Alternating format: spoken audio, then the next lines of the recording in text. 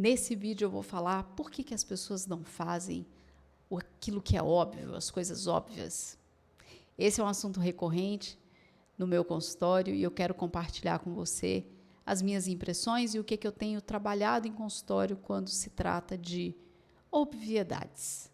Espero que esse conteúdo te ajude a ter alguns insights. Se você não me conhece, meu nome é Thaís Tosatti, eu sou psicoterapeuta, especialista no atendimento de adultos sobreviventes de relações tóxicas e famílias disfuncionais e da terapia breve do resgate da criança interior.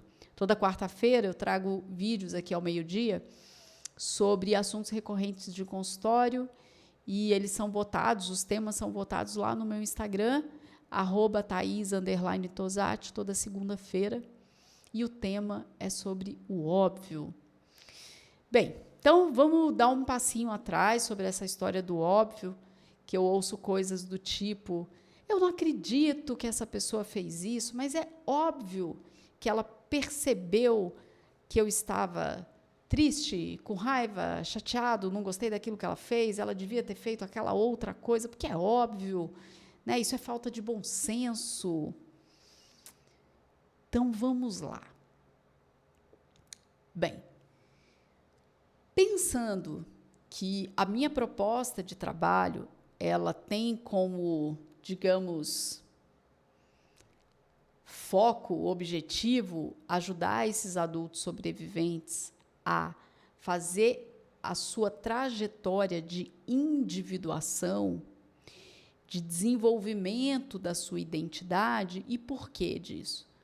Porque sobreviventes de famílias tóxicas, disfuncionais, relações tóxicas, em geral, não desenvolveram a sua identidade. Se você ainda não viu a minha playlist aqui das fases da criança interior, você vai entender como em cada fase essa questão do desenvolvimento da identidade, ela fica bagunçada quando a gente não tem algumas necessidades atendidas na nossa infância, na nossa adolescência.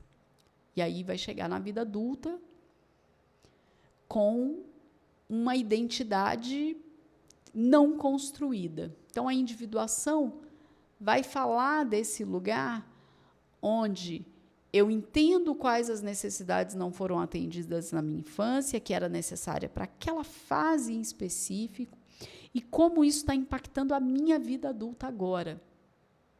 E como é que eu faço para desenvolver a minha identidade que não foi desenvolvida, ok?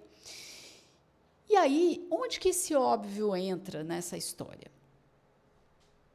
Bem, quando se fala sobre individuação, desenvolvimento de identidade ou diferenciação, cada linha teórica aí vai trazer termos diferentes, mas está falando sobre uma mesma coisa, né? Como é que eu me torno um ser consciente e tenho as minhas ações na vida com essa consciência do indivíduo que eu estou me tornando, estou me construindo. E tem uma coisa muito básica nesse processo de individuação, que é eu sou a única pessoa responsável por conhecer e cuidar das minhas necessidades, bem como dos meus limites. O que isso significa? Vou dar um exemplo. Bem, se eu preciso me conhecer, né? Desenvolvimento de identidade vai falar sobre eu me conhecer. O que é ser uma boa amiga, né? Eu tenho um vídeo aqui, como ser uma boa amiga, porque eu escuto isso em consultório, né? Mas como é que faz para ser uma boa amiga, uma boa namorada, uma boa esposa, uma boa sei lá o quê, mude aí o nome que você quiser. E quando eu ouço isso, me dá sempre uma sensação assim, que tem algum lugar que diz que ser boa amiga é isso, ser boa namorada é isso. Tem aí em algum lugar as instruções de como fazer isso de um jeito único, sabe? Como ser mulher, como ser criança, como ser homem. Bem, para o tipo de trabalho que eu executo, eu não acredito nessa generalização. Eu acredito que sim, quando eu me conheço, conheço as minhas necessidades, conheço os meus valores, aí eu posso dizer, bem, a forma como eu quero e sou como amiga, ou seja lá a outra palavra que você vai colocar aqui, é dessa determinada forma, e a forma como as pessoas que eu gosto de me relacionar, quem eu quero ter como amigos, tem algumas características, alguns valores, e eu conheço isso, mas não é algo generalizado e que serve para todo mundo. Pode coincidir para algumas pessoas, mas essa não é a ideia quando se fala no desenvolvimento da identidade. Então, quando eu conheço as minhas necessidades, e sei lá, numa amizade, eu tenho uma necessidade de reciprocidade, eu quero escutar a outra pessoa, mas eu também quero me sentir escutada, eu quero que essa pessoa, sei lá, de vez em quando me mande mensagens para saber como é que eu estou, que ela me convide para sair, e eu também convido ela para sair. Enfim, tem ali alguma coisa que eu sei das minhas necessidades e como é que eu cuido disso, certo? Só com essa primeira informação, desconfio que você já entendeu que, óbvio, não cabe. Bom senso não cabe. Por quê? Somos seres extremamente complexos, né? A minha professora fala, somos universos, e esse é o grande drama também de relacionamentos, porque já é um rolê eu me conhecer, ainda conhecer o outro, e essa relação acontecer, dá trabalho. Então, generalizações, obviedades, bom senso, ficam meio que essa conta não fecha, porque é óbvio que essa pessoa que é minha amiga, ela tem que fazer determinadas coisas, ou ela deveria ter feito determinadas coisas. Por que que é óbvio? Baseado em quê isso? Se eu sou responsável por cuidar das minhas necessidades, se eu sei que uma das minhas necessidades é me sentir escutada quando eu estou numa relação de amizade, se eu não me sinto escutada, adivinha o que eu preciso fazer? Eu preciso comunicar isso. Olha, você me interrompeu, eu não terminei de falar, eu sinto desconforto quando uma pessoa me interrompe e eu estou falando. Para mim é super importante, na nossa amizade, ter espaço onde eu possa falar. Como é que é isso para você? E aí uma das coisas que eu escuto nesse lugar de óbvio, de bom senso, é assim, ai, que preguiça, mas eu não quero falar o que é óbvio a pessoa fazer, como que ela não fez?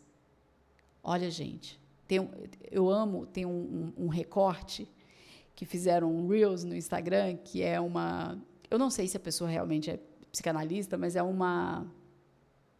videozinho que talvez simule ali um atendimento de uma psicanalista, que ela vira para o cara e fala assim, sabe quem é que não precisa ter nenhuma responsabilidade e ter todas as suas necessidades atendidas?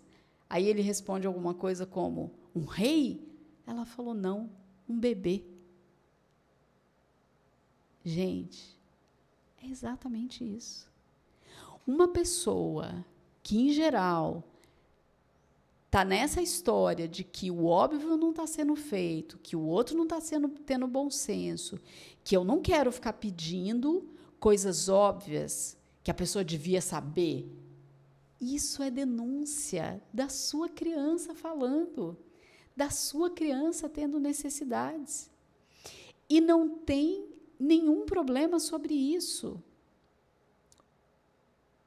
O único problema é que a outra pessoa, ela não tem que nada. O problema é quando você acredita que essa sua necessidade de eu não tenho que falar o que é óbvio, eu não tenho que falar sobre questões de bom senso para ter as minhas necessidades atendidas, para os meus limites não serem ultrapassados. Quando você tiver com essa fala, bandeira vermelha. tudo aponta para que seja a sua criança interna berrando para as necessidades que ela não teve na infância dela. Por isso é tão importante, no processo de individuação, da forma como eu trabalho, olhar e conhecer o que eu já fiz aqui da série do livro, o que aconteceu com você, qual é o seu histórico, que tipo de pessoa você cresceu, o que você aprendeu sobre relacionamentos, o que você recebeu sobre relacionamentos. Quando essa bandeira vermelha sobe, é hora de você dar atenção para a sua criança. E aí isso vai depender, claro, dos seus processos terapêuticos, do que você faz para fazer contato com a sua criança, para poder fazer o seu trabalho com essa criança, e escutar essa criança e dizer para ela, quem vai te dar isso aí que você está querendo sou eu. E numa situação de desregulação emocional, é você que vai ter que se regular emocionalmente, ou buscar ajuda, se você não faz terapia, que tenha foco no trauma, nas adversidades da infância. Agora, colocar isso na conta de outra pessoa não vai dar certo. Em geral, o que vai resultar disso são relacionamentos abusivos, são manipulações, tudo da ordem da disfuncionalidade. Isso é o que a minha experiência tem mostrado. Então, quando os meus clientes começam a trazer isso para consultório, que o outro não está fazendo aquilo que é óbvio, que o outro não tem bom senso, e que eu não tenho que falar o que é óbvio, bandeira vermelha, Brasil. Bandeira vermelha. Então, primeiro ponto, quais são as suas necessidades, valores? Se isso for muito difícil para você, vai nas sensações, descreve 3 a 5 sensações que você quer ter numa relação de amizade. Acabou de conhecer uma pessoa. Quais são as coisas importantes para você ali naquele primeiro momento? Você pode começar assim, bem pequenininho. Às vezes você está num momento da sua vida que você não tem, sei lá, nenhum amigo. Está começando a conhecer pessoas, descreve. Quais são as 3 a 5 sensações que você quer experimentar quando conhece uma pessoa que tem uma chance de se tornar uma amizade? E não só as sensações. O que eu tenho visto em consultório?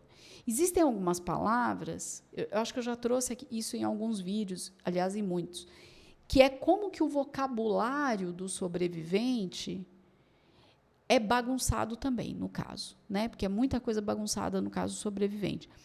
E o vocabulário é uma delas. O que eu quero dizer com isso? A pessoa fala, eu quero uma pessoa que eu possa confiar, eu quero uma pessoa que eu me sinta segura. Ah, entendemos, não entendemos. Qual que é a referência de segurança e de confiança dessa pessoa? Vamos pensar lá no vídeo, um dos vídeos do O que aconteceu com você, da playlist de psicoeducação que eu tenho aqui, que ele vai falar sobre o que ficou registrado como familiar para a gente. O lar que a gente cresceu. Então, se você cresceu num lar abusivo, disfuncional, adivinha? As palavras também vão ficar bagunçadas para você. O que você aprendeu sobre amor, tem um vídeo sobre isso aqui também, não é exatamente amor. O que você aprendeu sobre confiança, em geral, não é sobre confiança. Então, o que acontece quando você descreve os comportamentos, exemplos de comportamentos que mostra para você que você está conhecendo uma pessoa e aquilo para você chega como confiança? Quando você descreve um exemplo de comportamento, isso vai te dando mais materialidade sobre o que é confiança para você. O que é segurança para você? Como é se sentir escutado para você? Tem pessoas que se sentem escutadas quando ela fala e o outro não fala nada. Tem gente que se sente escutada quando ela fala e o outro pontua alguma coisa. Tem gente que se sente escutada quando o outro dá opinião. Como é que vai saber? Só você pode saber. Tudo bem, você pode até não saber os detalhes, porque você está aí num processo de recuperação. Eu brinco, né? Brinco seriamente, de que quando a gente está num processo de recuperação, sendo sobreviventes de traumas e adversidades da infância, a gente, como adulto, tem aí uma linha de recuperação, um momento onde, às vezes, a gente tem pouquíssimos relacionamentos, às vezes nenhum, e a gente também está se conhecendo como pessoa. A gente vai para as relações e fala, nossa, agora eu faço isso. Olha, agora eu gosto disso. Antes eu não gostava. Antes isso não dava certo para mim. Isso é natural, é compreensível no processo de recuperação. Inclusive, um dos sinais de que você está em transformação é ter essa sensação de que eu não sou mais a mesma pessoa. Nossa, eu não gosto mais de tal coisa que antes eu gostava. Nossa, eu estou diferente. E também é compreensível que você fique meio... Nossa, será que isso é bom? Será que isso é certo? É compreensível isso. Né? Por que é um bom sinal? Em geral, é um bom sinal porque está dizendo, opa, porque o que é familiar é automático, não tem esforço.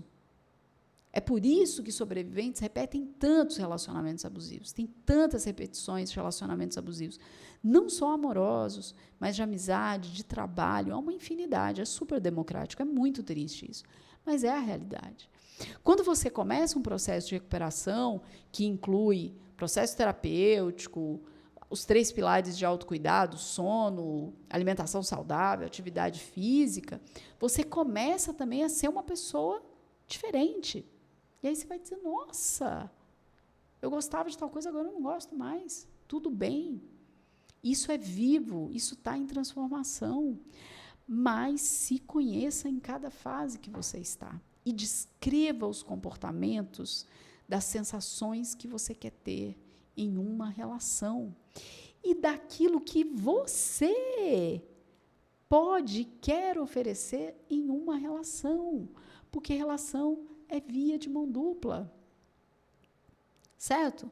Então, e se para você for muito difícil descrever isso, pense nas relações que você teve, nas coisas que você não gostou de sentir, descreva essas sensações, só 3. Só 3.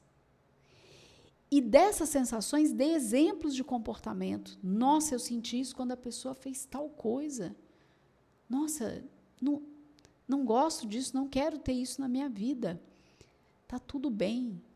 Isso não significa que outras pessoas não gostem, que outras pessoas não queiram isso. Por isso que o processo de individuação não dá para trabalhar com óbvio, com bom senso, com generalizações. Você precisa conhecer as suas necessidades, ainda que elas mudem em cada fase do seu processo de recuperação. Mas você precisa conhecer e ter exemplos de comportamentos para você ir para uma relação e poder sentir. Eu estou sentindo aquilo que eu gostaria de sentir? Como é que eu sei disso? E o que eu estou oferecendo? Eu checo com o outro? Eu verifico com o outro? Escuta. Você se sente escutado por mim? Tem algum desconforto para você na nossa amizade? Você quer me contar? Vamos conversar sobre isso? Percebe? Dá trabalho. Ai, dá trabalho. Que coisa chata. Dá trabalho. Dá trabalho.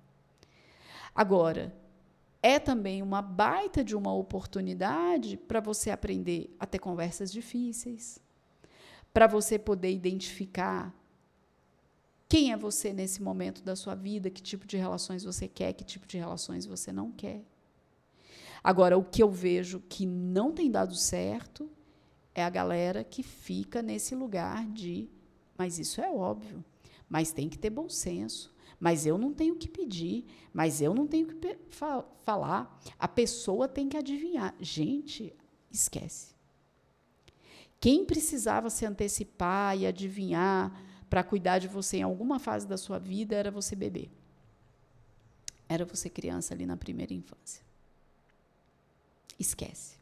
Se isso não aconteceu, não vai acontecer mais. E precisa viver um luto sobre isso. É muito importante viver os lutos da infância, das necessidades não atendidas, dos traumas, das negligências. Isso é o que eu mais trabalho em consultório. Luto. Agora, você, como adulto, vai precisar a conhecer as suas necessidades, vai precisar sustentar e comunicar os seus limites, porque eles vão ser atravessados, né? A notícia é essa. Esse lugar de ir para os relacionamentos, conhecendo as suas necessidades e percebendo, opa, coloquei um limite aqui. Ah, eu vou colocar o limite e vai dar tudo certo. Não exatamente. A chance do seu limite ser atravessado, ele é enorme, especialmente com relações antigas.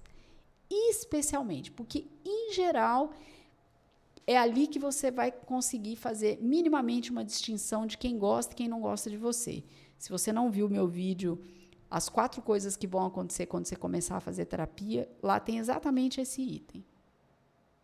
Quando você coloca um limite, você conhece um aspecto do outro que talvez você não conhecia até então, porque você nunca tinha colocado limite, você nunca tinha comunicado. Limite não se coloca num lugar de exigência. Não pode fazer isso. Você vai dizer, olha, eu vou até aqui com essa história. Eu não quero esse tipo de coisa na minha vida. Aí a pessoa fala, mas eu vou fazer. Maravilha. Você sai elegantemente. Se você não quer isso. Agora, se você está disposto a negociar, se você acha que é algo negociável para você, e a pessoa também está disposta a conversar, que ótimo, pode ser um baita aprendizado. Agora, se você não quer, não tem energia, esse valor é inegociável para você, você se despede e diz, para mim não dá. Isso não é certo, não é errado, não é ser bom amigo, não é ser mau amigo, não é sobre isso. É sobre você cuidar e sustentar as suas necessidades. Eu sei, é difícil, né? Porque se você não teve isso na infância ou teve muito pouco, é igual tirar leite de pedra, né? Você vai tirar algo, você vai ter que oferecer algo para você mesmo que você não recebeu. É um baita desafio. E é por isso que é tão importante se cuidar, se conhecer, processo terapêutico, 3 pilares de autocuidado, ter informação, estudar, e saber como aprender a se cuidar, como resgatar essa criança que mora dentro de você. Então, esse vídeo é um vídeo curtinho, mas acho que eu estou trazendo um tema aqui que pode te dar aí alguns insights sobre essa busca que particularmente eu considero insana, sobre o óbvio, sobre o bom senso, se o seu propósito é de fato se diferenciar, se individuar. Generalizações em processos de individuação e diferenciação, eu ainda não vi funcionar. Se você conhece, me conta aqui nos comentários, porque realmente, na minha experiência pessoal e profissional, eu não vi acontecer. Bem, é isso. Espero que tenha aí te dado alguns insights, possa ser contribuição. Conta aqui para mim nos comentários como é que é a sua relação com o óbvio, com o bom senso, se você tem preguiça de ter que falar para as pessoas o que você está necessitando, ou se não, você já sacou que essa história de óbvio, de bom senso, de não ter que falar aquilo que você está necessitando, denuncia mais sobre as suas questões do que exatamente sobre o outro. Se você é novo, se você é nova por aqui, se inscreve no canal, assim o algoritmo vai entender que esse conteúdo é relevante, vai entregar para mais pessoas, você vai poder ter acesso a conteúdo novo toda segunda-feira às 7 da manhã com psicoeducação e toda quarta ao meio-dia com algum assunto recorrente que eu trago aqui para o meu canal no YouTube. Muito obrigada e até o próximo vídeo.